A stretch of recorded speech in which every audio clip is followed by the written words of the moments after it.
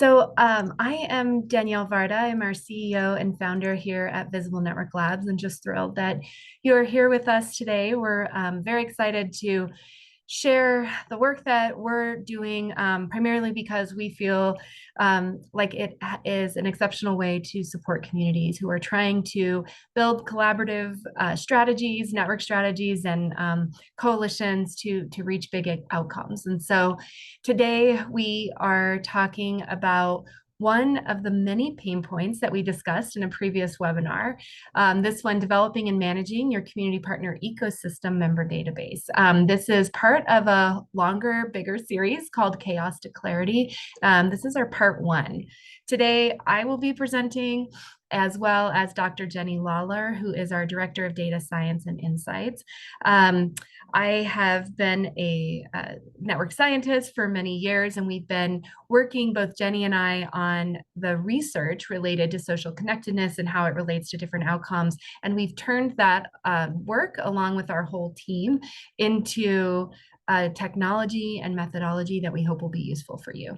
So before I go on, I do want to ask everyone, please in the chat, let us know who you are, what you work on, and why you're interested in this topic. We really want to make visible the people who are here today, and the amazing work that you do. As soon as these chats start to fill up, I think you all will see the through line and the connection that really is what brings us all to this work, the strengthening of our social networks in our communities through this kind of intentional strategy and management of partnerships so that we can reach better, bigger outcomes.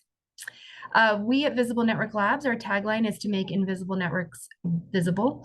We see the value of seeing the thing around us that we all know and feel. I always say we are all embedded in networks all around us, but we can't see them ourselves. And it's also hard for the people trying to help us to see them. So we use the power of network science, which is a science of how things are connected, to organize that data and then also visualize it. Our team are made up of data scientists and data developers, technologists, who all work together in partnership to try to create these tools for communities. So we are a social enterprise. Our mission is to strengthen social connectedness at the individual and systems level for better health, mental health, wellness, and economic opportunities. Our primary product and delivery is technology-based data and mapping tools. We'll be presenting today the Partner platform, which is stands for the program to analyze, record, and track networks to enhance relationships. So that's exactly what we're trying to do. We also do a lot of learning as trainings and workshops. Our goal is that we are opening doors for opportunities for collaborative innovation. So most of this team is on this call, kind of a remarkable group of people who wake up every day, I always say, to strengthen social connectedness. We do this work because of what we refer to as a new norm called the network way of working. What we know is that no matter what sector you're in, private, public, nonprofit, you're probably being asked to work across boundaries. And that working across boundaries often requires skills that we are not given tools for or even taught in any of our preparation for our jobs. You could be an epidemiologist and be a very skilled epidemiologist, but then be told you have to start engaging in community coalition work.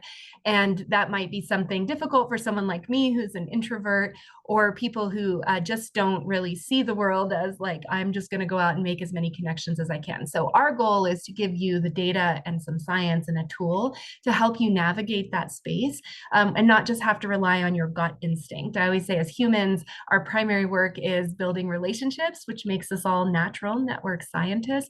However, doing that work without support is difficult.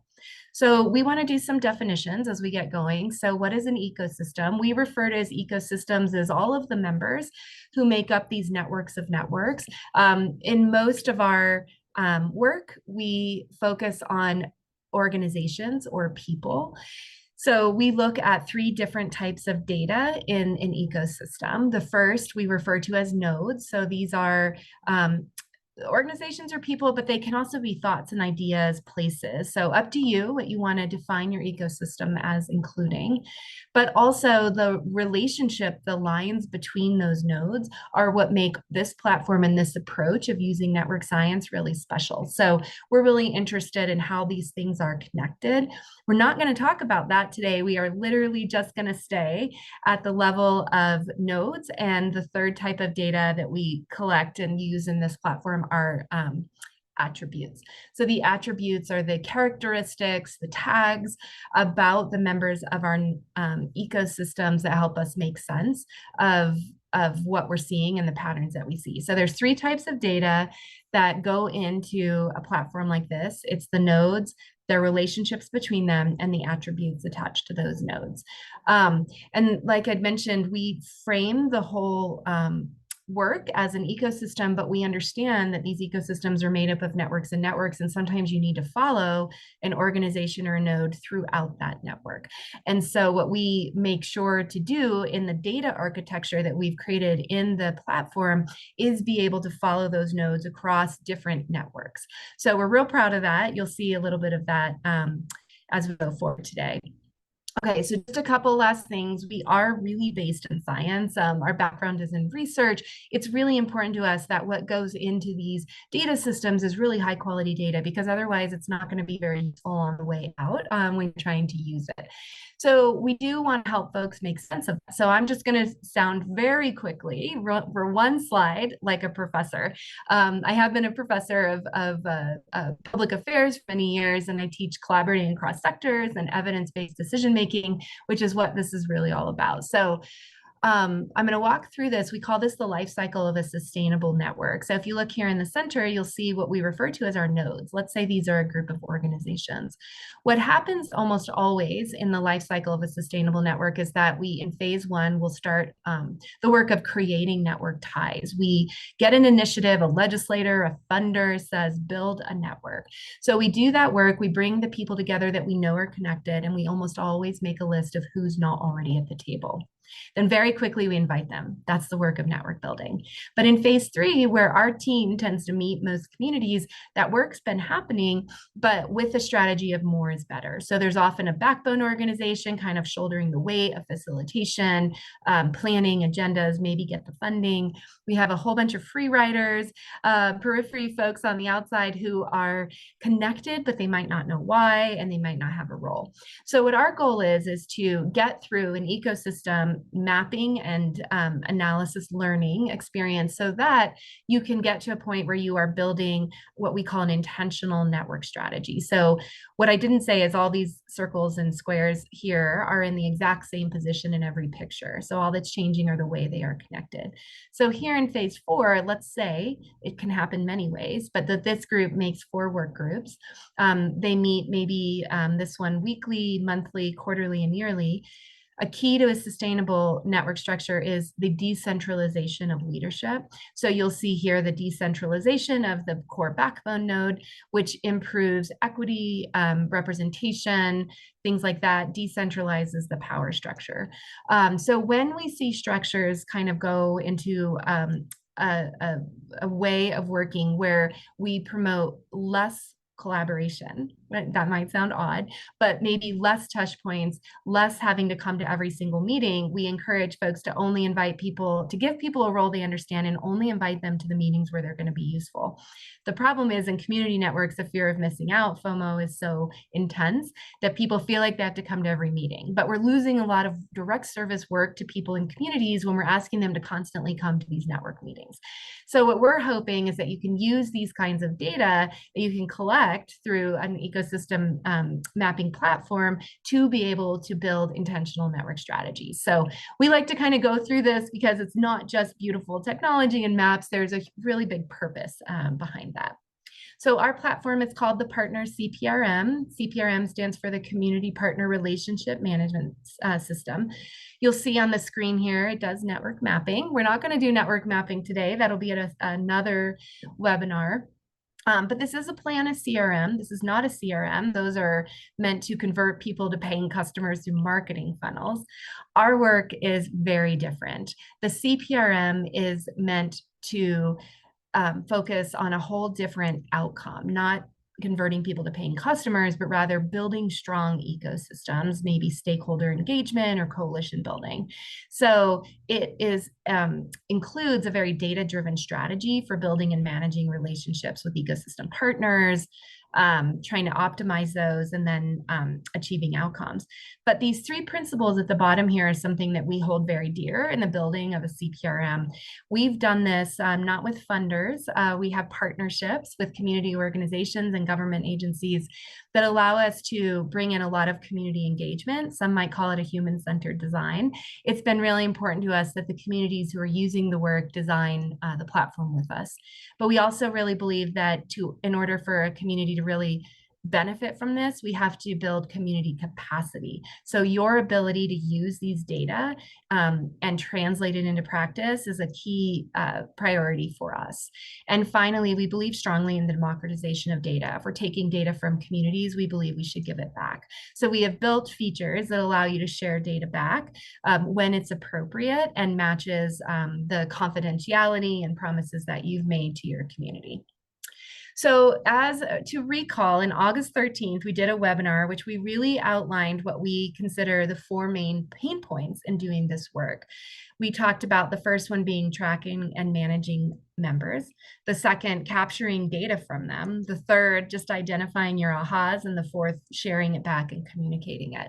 So we decided, because of a lot of interest, that we would break these down into 4 additional webinars. So today we're dealing with the concept of tracking and managing members. You can see here where we will be looking at the other topics at different times. So many of you are signed up for all of them, so that sounds great. But you'll see at the end, and feel free anytime in the chat to add other things that you're interested in. Our team is full of really interesting people who know a lot about this from working with thousands of communities on mapping their ecosystems. So we love opportunities to share that with you. Okay, I am going to go into the skill-based part of this work. The way that the rest of the webinar will go is I'm going to walk through the part that you are here to think about today, which is developing and managing your partnership database. And again, we're not going to be doing network mapping. After I go through the skill part of this, Jenny will do a couple of examples for you. So we'll get to kind of turn this into action right here at the end of the webinar. We scheduled these for 45 minutes, and we do think people will have questions. We're happy to stay on for the last 15 minutes of the hour and answer any questions folks might have about the work, how to use things, about your projects. So we'll be staying on at the 45-minute part of the webinar. And again, the chat is a good place where you could put some of those questions in there as well. All right, so let's get started. So what we're going to do is really walk through this part of tracking the ecosystem members. And so what makes tracking them so difficult? The things that people tell us when we work with them is that they often have multiple spreadsheets and lists. So we've worked with organizations where their employees have 19 different lists. They all are tracking different things about their partners. They don't even know if some of them are, if one partner is on all the spreadsheets, and they certainly can't see who's working with whom. So just the process of getting these into one list is usually the first step that we do working with folks. And we know that having a disparate set of lists like that makes it impossible to search, filter, sort on them. And the way that we're capturing their characteristics, their attributes, is often very different. So we don't really know when someone leaves our organization, if they're taking that partnership with them, we might not even know they had it. So much of this is what we would refer to kind of as like organizational or community knowledge management. How do we manage the knowledge of all of these folks that we're working with? So in a CPRM, the way this shows up is that we first help provide tools that allow you to get all your partners out of multiple lists and just into one system. Then we allow you to sort them by attributes or different fields or even questions that they might answer once you start capturing data from them. This could let you identify critical data and then analyze the data. This part of everything I'm going to show you today is just free in our partner platform. Not all the parts of the partner platform are free. As I mentioned, we don't have funders, we don't have investors or anything like that. So that's how we support our organization, is by providing a tool. So I want to be really transparent. There's other parts of the platform you'll see in other places where you would have to pay, but many of the features, all the features today I'll show you are free, but other things are also just maybe limited in different ways. But we really wanted to make sure, no matter who you are, you have a place to put all your members. We felt like that was a very basic thing we could do. All right, so I'm going to be sharing with you a set of skills. I'll also demo it on a CPRM that we refer to as the Jeffco CPRM. This is a CPRM that we built with the Colorado Gibbs Foundation in Jefferson County, Colorado. This is a public-facing CPRM. That was an intention of the original project, is that everything about the CPRM would be available to people in the community who want to use it. So kind of like a library for partnership database. So what we did is this will include organizations that serve people in Jefferson County around these areas that you can see here: early childhood, workforce, older adults, food systems, mental health, and housing. We're going to provide tons of links, and we're going to give you this presentation afterwards, so you can click on all these things that you'll see. And at the end of the webinar, there's also going to be just a whole list of resources. So for example, here's a link that you'll be able to click on. So I'm going to go through what the skills are, and then I'm going to demo on the platform. So rather than kind of alternating back and forth, which would take a lot of time, and we're going to try to just do it consistently this way. So we're going to talk about 6 different skills. The first one is merging the lists into one spreadsheet. That might seem like a pretty obvious task, but what we have found the primary challenge is really defining the boundaries of the ecosystem. So databases are only as good as how well how good the data are that are in there. So what we want to do, the goal is to reduce gaps and these silos with this kind of single source of truth, but deciding on like who is in and why they are in is really a difficult exercise. In fact, we refer to this as the most difficult part of the whole thing. We do have a resource that you can click on, which we refer to this exercise as bounding your network, which will guide you through some of the decision points that you'd have to make. So for example, if you say we want to build a database of our cancer coalition, that might be easy because you might have a list of them. More likely, you're going to have some broader way of thinking about them. So for example, in the Jeffco CPRM, because we said we defined this as organizations that serve people in Jefferson County, which meant they could be locally here or online. And then we created those different areas. Then we asked leaders in each of those areas to give us their lists of organizations. And then we started to bring those together and then vetted that list with more people in the community so that we could come up with the database, the boundary of the ecosystem. Then what we did is we took I mentioned we asked leaders for their lists. We had to take all those lists and put them together, decide on attributes that have custom fields and the values of those fields, and then download the list. So this is, it might sound really tedious. Hopefully you're spending a lot of time on this, because this is actually a really important part of just getting a really solid database together. So that's really the first skill, is bounding your network. The second one is setting up the member attributes. So I'm going to show you all this in the platform in a moment, but these are screenshots. So what you're really going to need to do is decide on the fields for your attributes. We have some that we recommend, like sector, if you're using an organizational perspective. And by that, we mean whether they are a nonprofit, public, or private sector organization. All organizations fall into one of those 3 categories. There are some that have some hybrid orientations, but it's very rare. So it's a really simple taxonomy that allows you to start to see parts of your network based on what are really very different characteristics of private sector, government, and nonprofit organizations.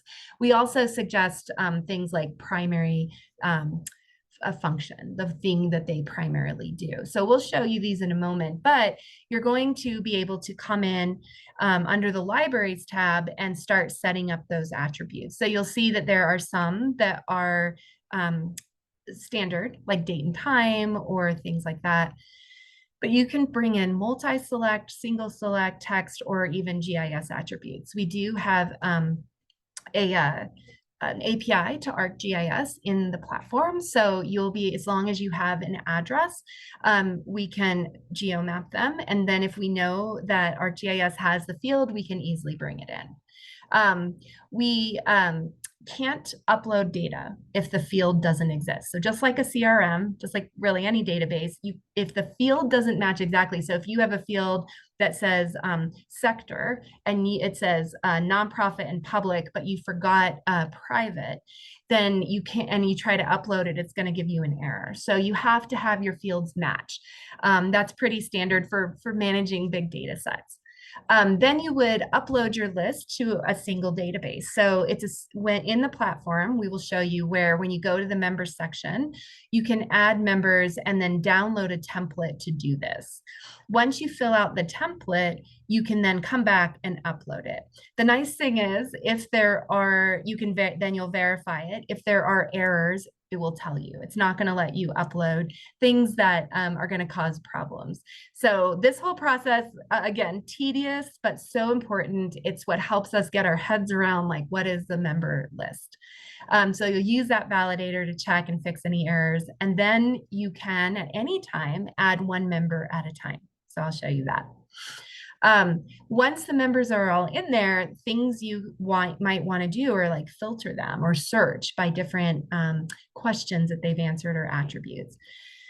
You can also open a contact card and see the summary of all their information, and then view different tabs to see their attributes, their contacts, relationships, networks, and notes and things like that. And then finally, you might want to kind of go in depth on these. So there's two ways that we're going to show you on how to really see your members in the ecosystem. So you can explore one member at a time by looking at what we refer to as their member profile. So the member profile is a place where you can just see a summary of everything about that member. And then we'll show you how to do that. When you get these slides, you'll see that there are instructions like the view, click on something, and those kinds of things. So once you're ready to get going and started on this, the instructions will be there. And then once you have your member profile up, they're pretty awesome because you can use them. We built these because people using the platform said, if we're going to get data from our members, can we give them something back? So you can build the member profile as a template with as much information as you want. You can keep information back. We even have two versions of the profile, one that's public and one that's more private. But members like to use these to do things like apply for funding. So for example, I've been on a United Way reviewer group for grant applications. And we have, or the Colorado Common Grant application has a question that says, describe your community partnerships. So most people put a list of their partners and how often they meet. And the goal is to grow the list. Well, imagine if you are instead submitting information about trust and value and who your partners are and the quality of those connections. The reviewer is going to be much more interested in or have a greater understanding of those relationships. So we've seen a lot of people use the data to be as an advantage to their funding proposals, or adding it into an annual report, or simply just sharing it with each other in your organization or members of the community so that they can get to know each other. And then lastly, another way to kind of dig deep into the member data is by just looking at the data in aggregate form. So we'll be able to show you that in the demo that I'm just about to do. So again, all these things you can start doing today. Everything I'm about to show you in the demo will allow you to do these things and start getting all your members into this one place. We have a couple of really exciting things coming on our roadmap, so you'll be able to look forward to that. But first, I'm just going to go ahead and do this demo so that you can really see what it looks like. Okay, so if you haven't already, you should come and register. Once you register in here, then you will log in. And Alex, who's on our team, who you've heard from, I'm sure, he does all our communications, can put the link in as well for how to register if you haven't. Once you register, you're going to see up here the ability to do a drop down. This will say ecosystem owner, that's you. Mine says Jeffco CPRM because that's where I am, as I mentioned. You'll also see Snow White and the Community Health Coalition. Jenny's going to show you the Community Health Coalition in a minute, but these are pre-loaded data sets that just allow you to kind of play around. Snow White should be really familiar, which is why we used it. So you can really easily understand her network and all the data in there. But I'm going to stay at the Jeffco CPRM, and I'm going to do the things that I just walked through with you. So the first thing that we mentioned was getting your list together. I mentioned, so what you'll see here is that this CPRM has 306 members in it. We did choose to load these as organizations. Every organization does have a primary contact listed. You're seeing names here because we are allowed to show you the data publicly. You'll also see a group. We have put together a group of teachers, so you can add a new group at any time as well. But in this member list, what I'll first show you is that you can upload your members right here. So this is the template that I mentioned that you can click on and open. And I am fairly certain you can still see all of this because I think I chose the right sharing. This looks really simple. It's just a set of fields, but with these fields, you should be able to really get a good start. You can add your own fields, but again, as a reminder, you have to have those fields in the database in order to upload them. So once that's ready, you just simply upload the member file, and this is what you'll have. It will do the verifications along the way, which I'm not doing right now. You can also add a member one by one. So you would add a member and you see this. This is all set up for me to add a new member in here. If I add the address, then I will be able to use the GIS, the geo mapping. And down here, I can add just notes about each of my members. So I can just say, you know, we met today. And that will allow me to see who added that note and just have some information about that member. I can also add and tag my attributes in here. Record my relationships with them, and then add additional people and contacts for that organization. So we're doing this really high level, but this is a way you can add them one by one. What I'm going to go back to is just the member list. So once you have all your members in here, and again, I can't emphasize like how tedious, how much work it will take to get here, but once you are here, it's pretty amazing. So what you'll get to do, you can filter your view, it's local. So you can add, like I could add their map label in here. So what I want to see, what you'll see here is that I have a list of all the members. I'm going to come down and pick the Varda chamber. When I click on them, I'm going to see what is called our contact card. So this is just a summary of all the data that I have in here. So I can do a quick lookup, see we picked attributes in here that relate to the services they provide. So you'll see here all of those.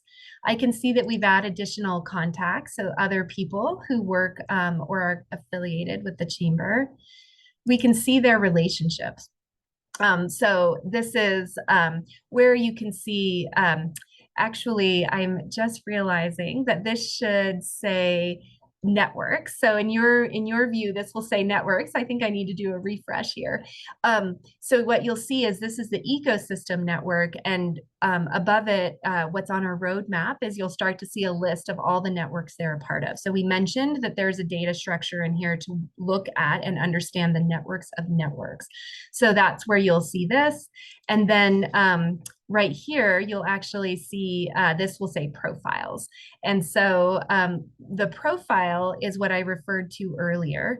So you can click on that, and what you'll see is actually, here is the Varda chambers, that particular organization's data. So you as the user can set up what these profiles look like. So you'll see there's lots we can have in here and set up kind of nicely. You can also put your own logos in here or information. You'll see that the network maps are here.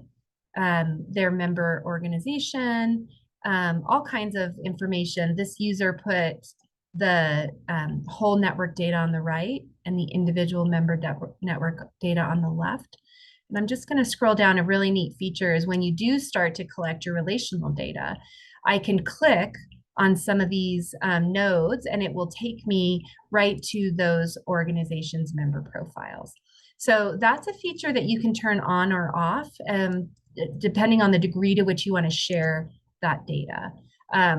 And then you'll also see that there are network maps, and the network maps allow you to find different organizations in here. They're going to have to settle. And you can click on these nodes and go right to a member profile as well. So that's kind of the really fun part of the member area where you can really look up each member, but I can also just filter. So I might filter on, for example, primary sector, and I might want to find everyone who's involved in food services. So once I do that, I get my list and you'll see it reload. And now I have 18 members. So this is my list of all of the food systems folks. And again, I can start to look through them as well.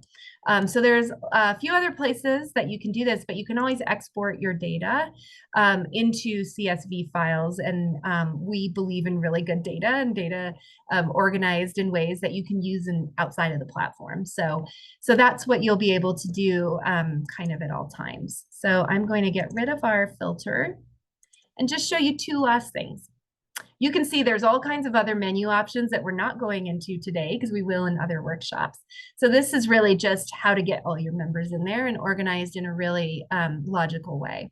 But two other things that you might want to be able to do is create the member profile and then just see a summary of all of this. So down here, you'll see member profiles. This is where you can build a member profile using a template. So we mentioned that you can decide what to put in your member profile. So you can build one that is internal or one that respondents can see. And so this allows you to either allow sharing among the profiles or not. So pretty nice. These templates are pretty easy to use. This is kind of a default one to get you started. What we also have in this section is the attribute library. So I mentioned that you have to set up your attributes. I'm showing this a little out of order. I meant to show you it earlier, but basically this is where you can come in and add attributes. So if I want to add a single select attribute, I just give it a name. And then I can add it to a group of attributes if I want. But what I want to be able to do is add all the different fields and variables that I want to include in that attribute. And I can also give it a description. So once I add it, it's included in my list. Now I can upload data and it'll also be in my member area for me to tag. So you'll see down here, we've added about 19 attributes for this CPRM. They range from all kinds of different things where you can kind of see different ways that they have organized their attributes as well. When in the slide deck, you're going to see a link to the Jeffco CPRM. When you want to go and find out more about the one that I'm showing you, you can just Google Jeffco CPRM and you will see this, and you'll see examples of reports and dashboards, things that we will cover in later webinars. So just another little resource there. Oh, and the very last thing to show you is to see your members. When you come to the Explore tab, if I click on Ecosystem, this is basically a view of my entire ecosystem. When I have that, I can hit Summary. And again, these steps will all be in the slide. And when I hit Summary like this, and I look at my attributes, what you'll see is just a complete aggregate view of all of the data that you have in your member list for each attribute. So at a minimum, you get to kind of start to see what it looks like from an analysis perspective. So a nice summary of all that work you did to put all that data in here. And if this is of interest, you can also save it as a PDF and share it. So I'm going to stop there with those demos and pass it back off to Jenny, who's going to show you an example of how this worked kind of in real life. So I'm going to stop sharing and Jenny, let you take over. Thanks, Danielle. Let me pull up my slides here.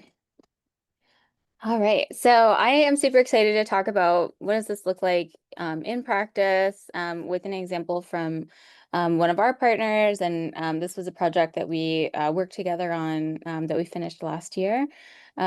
And we were working with the Colorado Department of Public Health and Environment to map the cancer survivorship referral network. So we were really hoping to learn about just the landscape of what resources are available for cancer survivors in Colorado.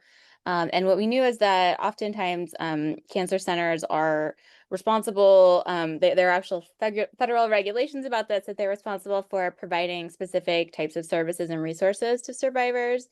And also that they often have to refer folks to community organizations that can fill in services that they might not offer themselves. So referrals are a big part of this survivor kind of ecosystem, right? Folks are getting resources from lots of different places. And so we wanted to build a database that had information about what are the cancer centers, those community organizations, and the referral relationships between them to really see, you know, what's going on here, where are their strengths, where are their gaps. And our problem right at the very beginning was that there was no existing list of either cancer centers or community organizations that serve survivors in Colorado. So we were really starting from just a total blank slate, which is different from a lot of our work. You know, folks start out and they have a list of their own already. They might have a couple lists that we're trying to bring together.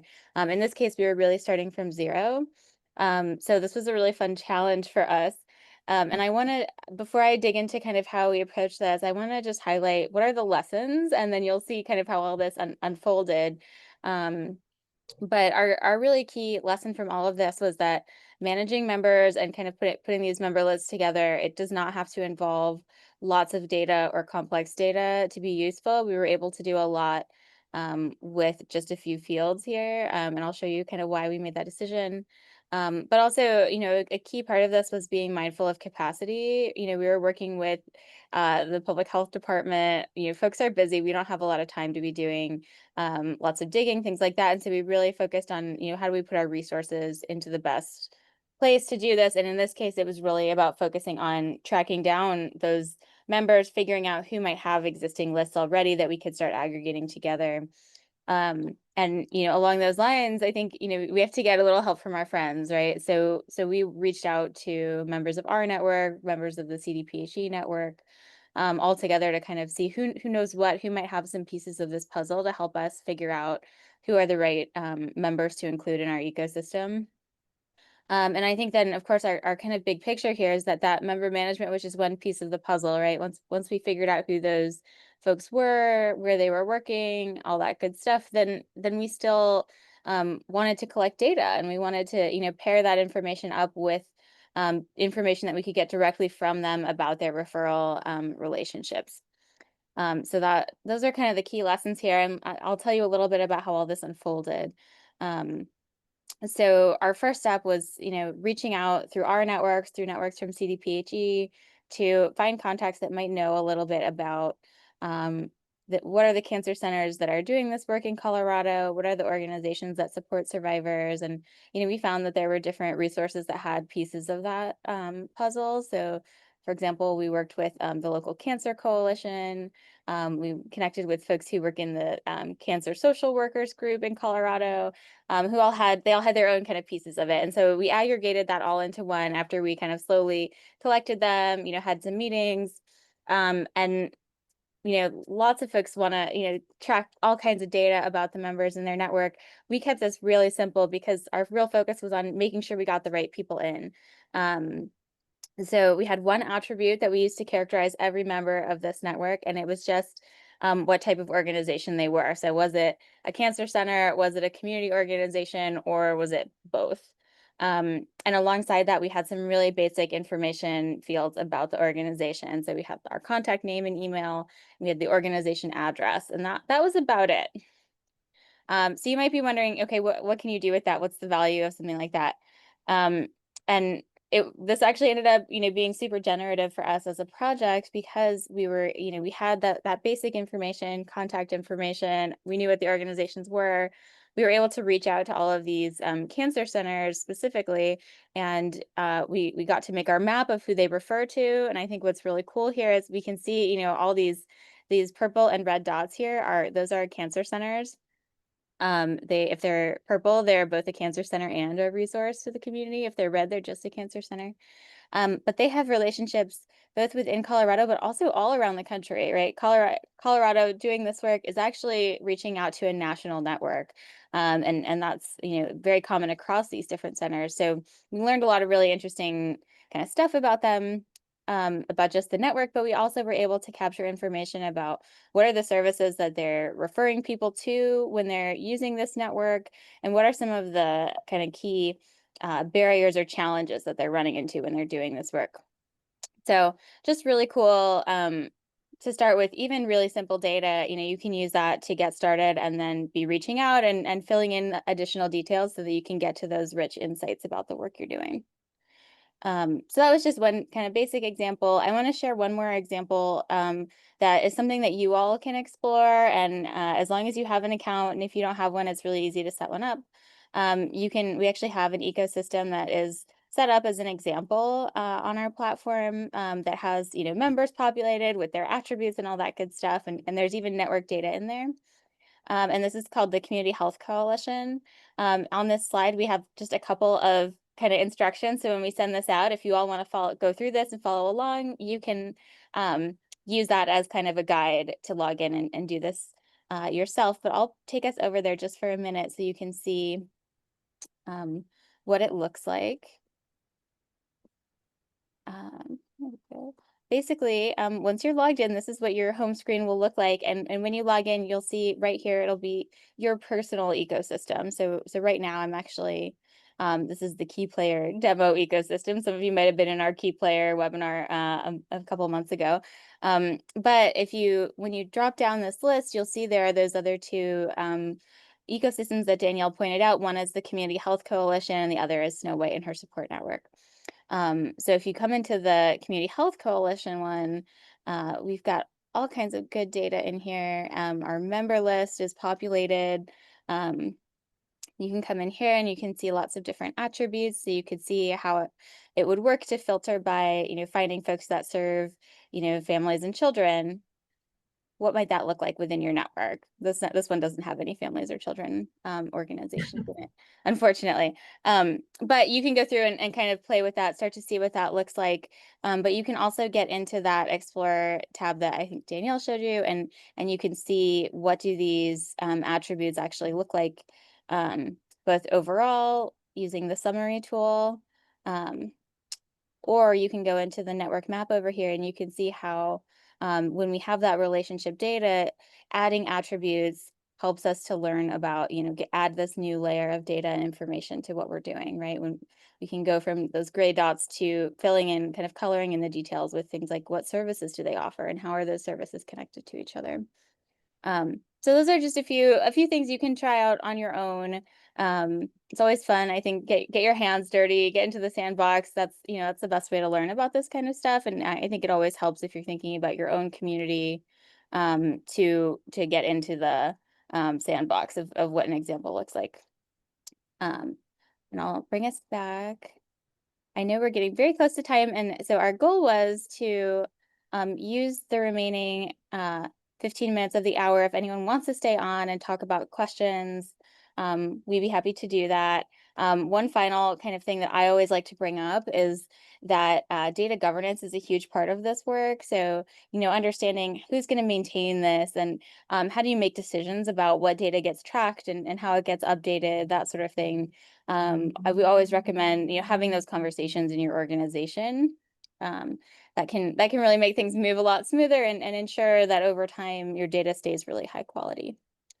So just to highlight what's coming up, this was the first part of our 4-part webinar series. I know we've had a few people in the chat asking questions about data collection and network mapping. Our next webinar is going to really dig into capturing data, hearing directly from those organizations or people that you plug into your member list. So definitely join us for that. We'll be talking a little more about just the data piece. And then after that, we'll get into how do you really derive insights from that data. That'll be our part 3. So yeah, as I mentioned, you'll learn more about specifically those relationships. You can register on our website. Let's see here. Oops. And we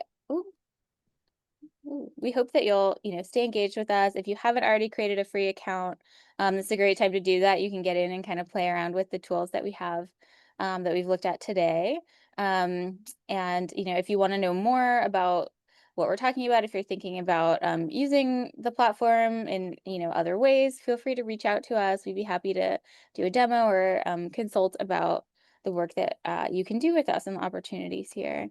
And I think Alex will share some links in the chat for those. But we're going to open up now in case anybody has questions, comments, ideas. Yeah, and Jenny, I might just answer a couple of questions that are already in the chat, just out loud.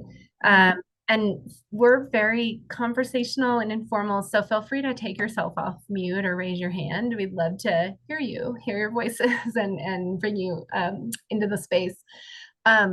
So one of the first questions that I noticed asked about whether you can have an attribute for strength.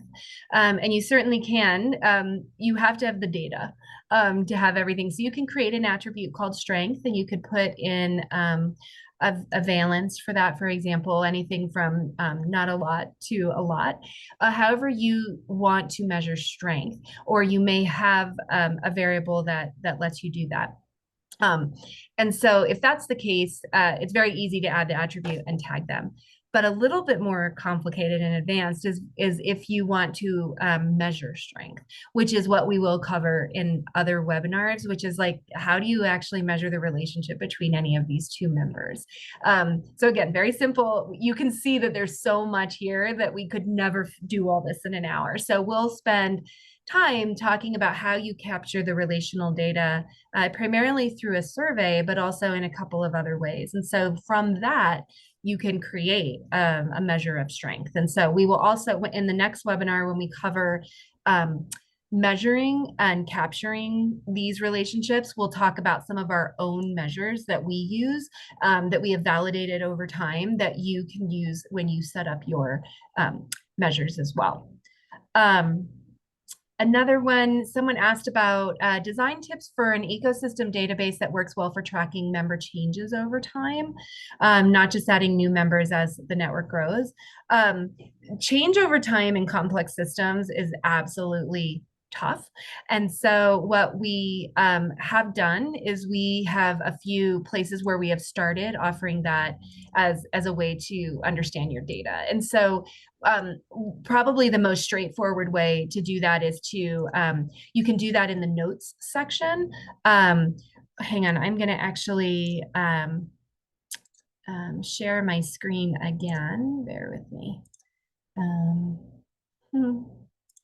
Hold on, I'm unprepared to start sharing again. But so I'm just going to show you a couple quick easy ways to be able to do that. And then I can discuss a couple of things that are a little bit more complicated. But in the platform, a very simple way to track some changes over time, we like to use, for example, a notes section where you can capture, if you're going to edit a member, you can basically, there we go.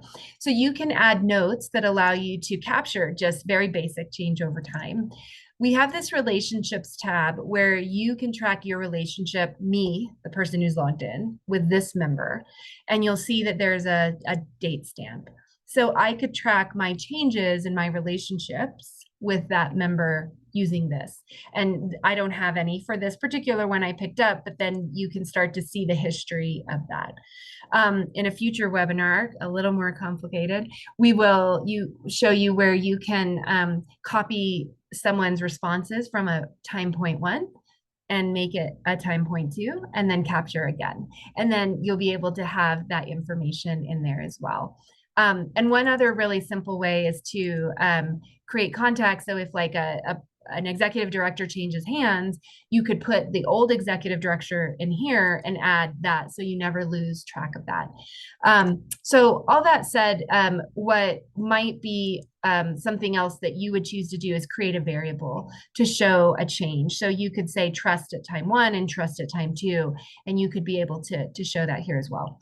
Over time, we'll be adding more and more ways to do this. You have to be very careful about the way that you use old data into new data and make sure that you want to bring the old data into the new, or the change might be, did it increase? So it's a calculation. So we're doing very small one by one ways to capture the change over time. But one thing we will also show you later is when you get to the capture section, you can start to do a time one, a time two, a time three, and things like that. So we think a lot about change over time. Another thing we'll show you is in dashboards, where we're not doing that today, but when you build a dashboard, you can put 2 points in time next to each other, so you can start sharing different points in time as well. So lots there, but we'll get into that a little bit more over time. So there was one other question in there, but let me see if anyone has one while I look for it that they'd like to ask out loud.